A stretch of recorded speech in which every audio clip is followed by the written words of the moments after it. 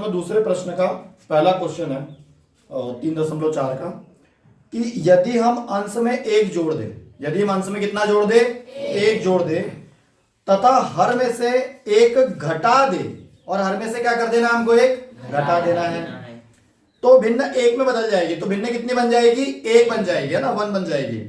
यदि हर में एक जोड़ दे तो यह 1/2 हो जाती है। वह भिन्न क्या है? सबसे आखिरी में क्या बोला है, प्रश्न में क्या बोला है सबसे आखिरी में कि वह भिन्न क्या है? तो वह भिन्न क्या मानेंगे बताओ? अरे मानना पड़ेगा ना हमको। तो जो हमारे पास में जो दिया नहीं है उसको हम क्या कर लेते हैं, मान लेते हैं कि माना वह भिन्न, माना वह भिन्न क्या है, x/y है। अर्थात अंश कौन हुआ, बताओ जरा, अंश का मान क्या मिला आपको, x हुआ, और हर क्या हो गया, तथा हर, अरे हर क्या हुआ, y है। बात समझ में आई? अब जैसा प्रश्न में बोला है वैसा वैसा हम करते जाएंगे। प्रश्न में क्या बोल रहा है वो कि यदि अंश में एक जोड़ दिया जाए तथा हर से एक घटा दिया जाए तो भिन्न एक बन जाती है। अब भिन्न कौन है हमारी, x/y। भिन्न का अंश कौन है, x। हर कौन है, y।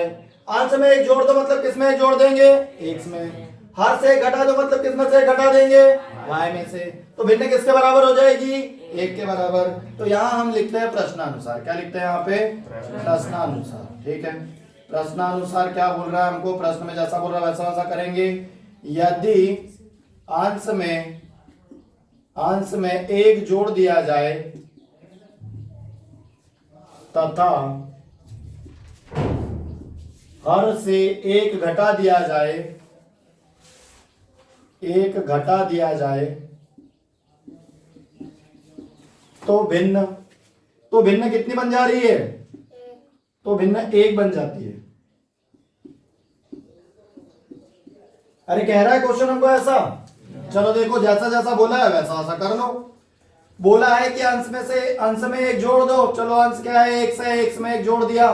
हर से एक घटा दो, हर से एक घटा दो, y-1 कर दिया, तो भिन्न में काय में बदल गई, 1 में बदल गई, तो ये 1 लिख दिया। अरे लिख दिया 1। अब इधर परिमेय है तो इसको भी परिमेय बना दो, 1 के बटे में 1 लगा करके। 1 के अपॉन में 1 लगा सकते हैं कि नहीं? तो देखो ऐसा वाला कोई भी प्रश्न है उसको ऐसे ही सॉल्व करना है। वो अंश में जोड़ने के लिए बोलेगा, घटाने के लिए बोलेगा, गुना करने के लिए बोलेगा, इससे ज्यादा कुछ नहीं। गुना करने के लिए अगर बोलता, जैसे मान लो कि 2 का गुना करने लगा था तो यहाँ पे 2 का गुना कर देते हैं, 2x हो जाता हो। तो प्रश्न में जैसा बोला रहेगा वैसा करना। आपको सिर्फ क्वेश्चन में जो वर्ड्स बोले रहेंगे उनको फॉलो करना है और इस रूप में बदलना है। अब यहाँ पर हम कर देंगे इनका तिर्यक गुना। क्या कर देंगे, तिर्यक गुना। तो ये हो गया x/1 में गुना होगा ये वाले 1 का मल्टीप्लाइड बाय 1 इज इक्वल ये वाले 1 का गुना होगा y-1 में। ठीक है, यहां पर आपने क्या किया है, तिर्यक गुना। ठीक है, अब 1 का गुना किसी भी संख्या में करो वही आता उत्तर। आता है कि नहीं आता? अरे आता है कि नहीं? चलो तो क्या हो जाएगा भैया, ये x-1 और ये हो जाएगा y-1। जैसा कि अपन विलोपन विधि से हल कर रहे हैं तो हमको चर राशियां एक साइड चाहिए। एक चर अचर आगे बात समझ में? तो चर को एक तरफ कर लो, अचर को एक तरफ कर लो।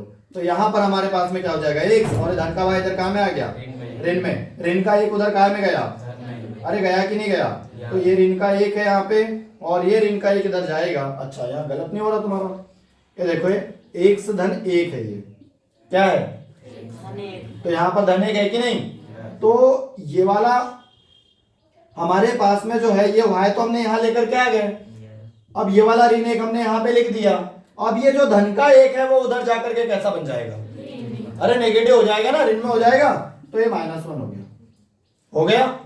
ठीक है, अब क्या हो जाएगा, ये 1 से ऋण y बराबर से ऋण 1 कितना हो गया, ऋण 2। समीकरण नंबर क्या देंगे इसको, अरे समझ में आया कि नहीं आया?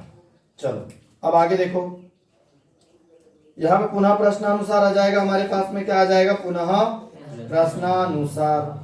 चलो पुनः प्रश्नानुसार क्या बोला है, बताओ जरा, पुनः प्रश्नानुसार क्या कह रहा है कि यदि हर में एक जोड़ दे तो वह भिन्न 1/2 हो जाती है। हर में कितने जोड़ने के लिए बोल रहा है वो, हाँ, यदि हर में एक जोड़ दे तो भिन्न 1/2 हो जाती है। कितनी हो जाती है? 1/2 हो जाती है। आगे बात समझ में? तो अब जो है हमारे पास में यदि हर में, अभी अंश में बोला है क्या? अंश में बोल रहा है वो, तो अंश में कुछ बोल ही नहीं रहा, तो अंश को जैसा का वैसा रहना दो। लेकिन हर में तो बोल रहा ना कि हर में एक जोड़ो, तो हर में एक जोड़ना पड़ेगा, मतलब y में एक जोड़ना पड़ेगा, क्योंकि y ही हमारा हर है। तो किसके बराबर बन जा रही है वो? 1/2 के बराबर। वापस यहां पे तिर्यक गुना करेंगे हम लोग। अरे यहां तक समझ में आ रहा है क्या कि नहीं आ रहा है? आ रहा है? चलो देखो, अब यहां पर हमको तिर्यक गुना करना है, तो तिर्यक गुना करने के लिए आपको पता है कि 2 का गुना x में होगा और y धन 1 का गुना 1 में होगा। तो यहां पर हो गया 2 गुणित x बराबरी से y धन 1 में गुना हो गया 1 का, तो मतलब 1 गुणित y धन 1। यहां तक भी समझ में आ गया होगा। 2 का गुना x में और 2x हो गया, y का मल्टीप्लाई 1 में हुआ, y कम y प्लस 1 एकम कितना हो गया? 1। ये 2x है। आपको पता है यहाँ पे क्या करेंगे? अरे हाँ, लेकिन क्या बोलते हैं? चर चर अचर अचर। यहां पर चर हमारा y है, तो उसको एक तरफ इधर साइड में ले आए, और यहाँ अचर नहीं है तो ले जाने की जरूरत नहीं है, 1 यही रहेगा। समीकरण इसको क्या बना देंगे हम? 2। अब आप समीकरण 1 और 2 को देखेंगे, ध्यान पूर्वक देखेंगे कि इसमें क्या है, जिसको कि कैसे सॉल्व करेंगे, प्रतिस्थापन विधि या विलोपन विधि से। परंतु यहां पर हम विलोपन विधि का सवाल हल कर रहे हैं, तो विलोपन विधि से करेंगे, लेकिन जरूरी नहीं है कि आप विलोपन विधि से हल करो। चाहो तो आप प्रतिस्थापन विधि से हल कर सकते हो, जब तक कि प्रश्न में दिया नहीं गया हो कि विलोपन से ही करना है। आपको जो इजी लगे उससे कर सकते हो। अब यहां देखो, 1 से ऋण y बराबरी से ऋण 2, और यहां पे 2x से ऋण y बराबरी से 1 है। y का गुणांक यहां भी 1 है, y का गुणांक यहां भी 1 है 1। अब यहां पे भी जो है हमारे पास में ऋण में है, यहां पे भी ऋण में, समान चिन्ह है, तो हमको चिन्हों का योज्य प्रतिलोम करना पड़ेगा। लेकिन गुणांक बराबर है, तो हमको गुणांक बराबर करने की जरूरत पड़ रही है क्या यहाँ पे? नहीं। तो डायरेक्ट हम क्या करेंगे? समीकरण 1 व 2 को विलोपन विधि से हल करेंगे। समीकरण 1 व 2 से सीधा ही लिखो ऐसा। उसके बाद में समीकरण 1 क्या है हमारे पास में? 1 से ऋण y बराबरी से 2, ऋण में 2 है, 1 से ऋण y बराबरी से ऋण का 2। समीकरण नंबर 2 क्या है? 2x से ऋण y बराबरी से 1। भैया हमको चिन्हों का क्या करना होगा यहाँ पे? और करना होगा नहीं होगा? हाँ, तो चिन्हों का योज्य प्रतिलोम कर दो। मतलब कि ये धन है तो यहाँ क्या हो जाएगा? ये ऋण है तो यहाँ क्या हो जाएगा? ये धन है तो यहाँ क्या हो जाएगा? चिन्ह बदल दिए। आप यहाँ पे चिन्हों का योज्य प्रतिलोम लिख सकते हो, चिन्ह बदलने पर लिख सकते हो, या विलोपन विधि से हल करने पर लिख सकते हो।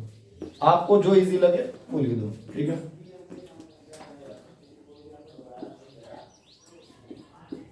चिन्हों का योज्य प्रतिलोम करने पर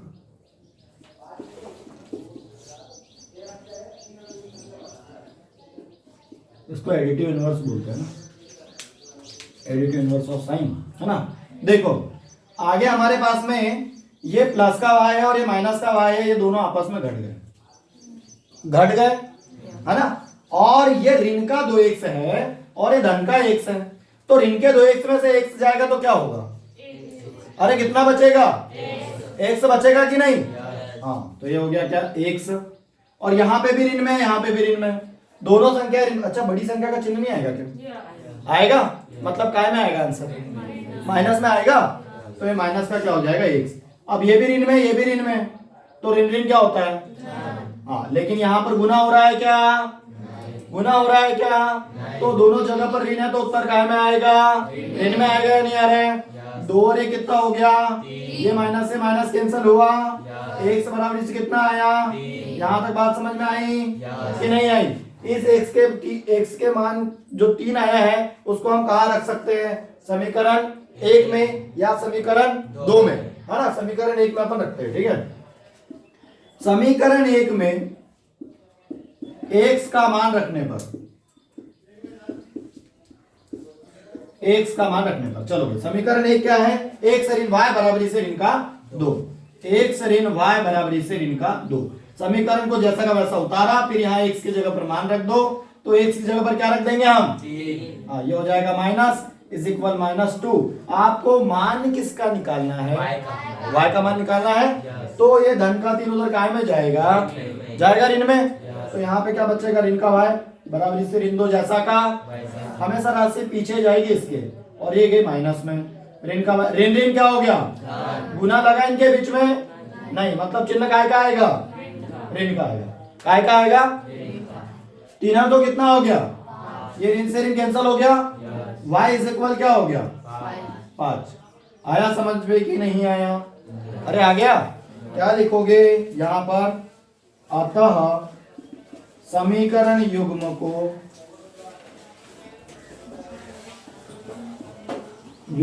विलोपन विधि से हल करने पर